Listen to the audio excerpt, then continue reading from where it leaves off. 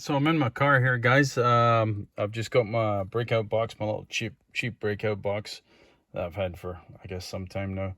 It's connected to the DLC, of course, under the dash, which you cannot see.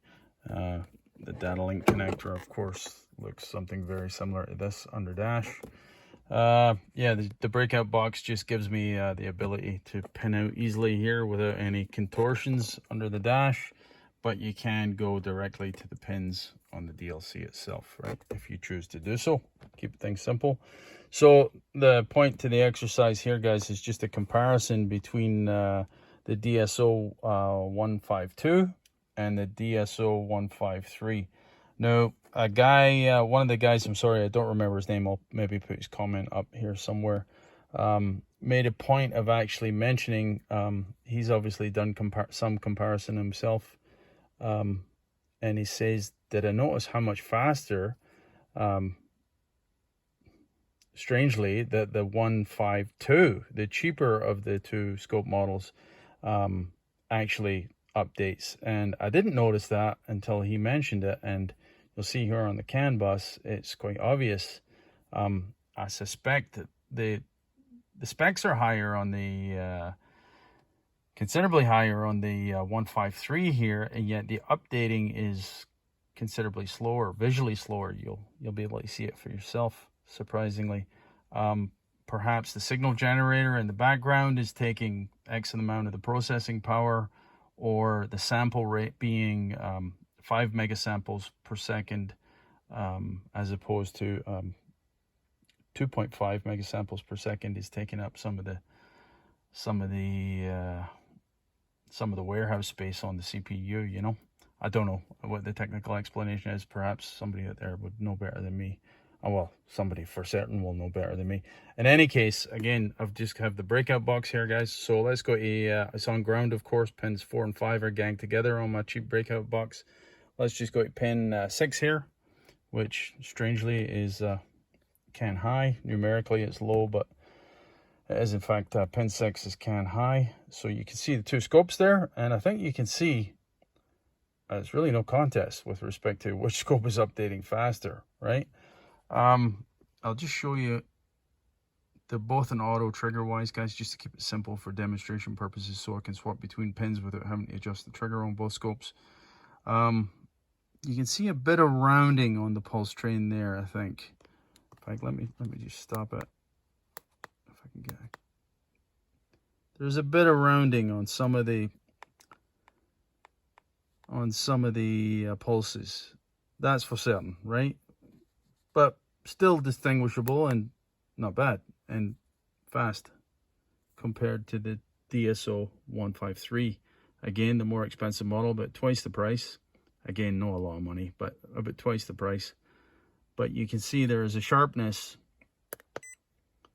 to the pulses on the DSO-153 that isn't there on the 152. See the rounding here, a bit of a bastardization of the signal here, but nice and clean, very sharp on the 153. So speed wise, we're going to give it to the 152, but for waveform clarity, I think we're going to give it to the 153. I think it's fair to say. Right, so that's CAN high. Let's go to CAN low here, and again, I'll just keep you in frame for both of them. This is CAN low, guys. And again, you can see the difference in the updating speed. Again, a bit of rounding on the image. By the way, all the parameters are set for the same here, guys. I probably should have showed you. The scaling is on 1 volt per division, and the time base is 20 microseconds per division, DC coupled. So yeah, they're both capable of it. Definitely the image, as I said, the image quality is, image purity, let's call it, is better on the 153, but speed, the 152 seems to have it by a margin. Again, these are only single channel scopes, guys, right? Don't make the mistake of seeing the two MCX connectors there, the mini coax, micro coax, whatever the correct terminology is, I don't know, to be honest. Mini coax, one is for the signal generator, right? Not to be confused with a secondary channel, of course. So what you can do, and I have showed you this before, guys. Give me just a second. Right, so I've showed you this in the past, guys. Okay, because it is just a single channel scope, of course you can only view either the high or the low at the same time. Or instead of referencing to ground, you could actually reference the high or the low.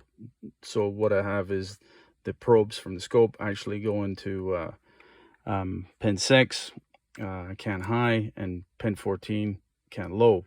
So you're just looking at the differential. So it's a composite signal essentially. So if anything is messed up on either one, it is going to be reflected on the composite, you know, it'll bastardize the composite signal. Anyway, so I hope that makes some sense. So yeah, that's a quick look at the DSO-152 and 153 in comparison here, guys, on the CAN bus.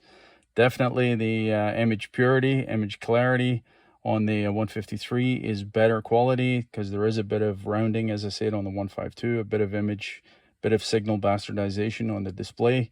But you can see that the rate of display, there is definitely the fellow who made that point. I'm sorry, I don't remember your name, but the fellow who made that point in the comments,